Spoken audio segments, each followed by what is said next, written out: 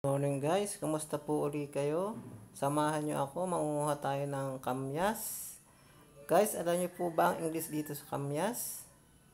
Ito po ay ang tinatawag nating cucumber tree.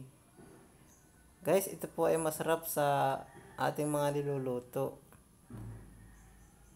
And guys, pipitas tayo ng isa. Titikman natin kung matamis na o maasim. Kuya Jess nga po pala. Guys, ito yung ating kinuhang isa. Medyo hinog na siya. Tikman natin.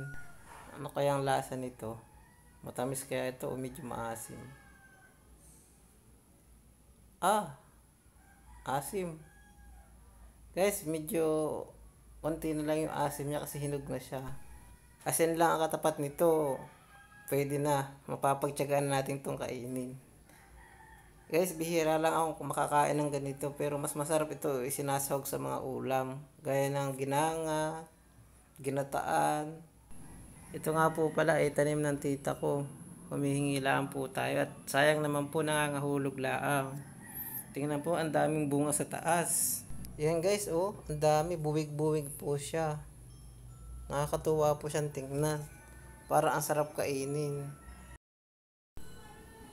Yan guys, para siyang ubas. Nakakatuwa siyang tingnan. Mga hinog na po siya, nakakahulog na sa lapag. Ayan po, ang dami. Siguro po, baka nasa 10 kilo rin yan pag naanin natin. Okay guys, maraming salamat sa inyong panonood at sana huwag niyong kalimutang i-like at i-follow ang aking Facebook page. Salamat!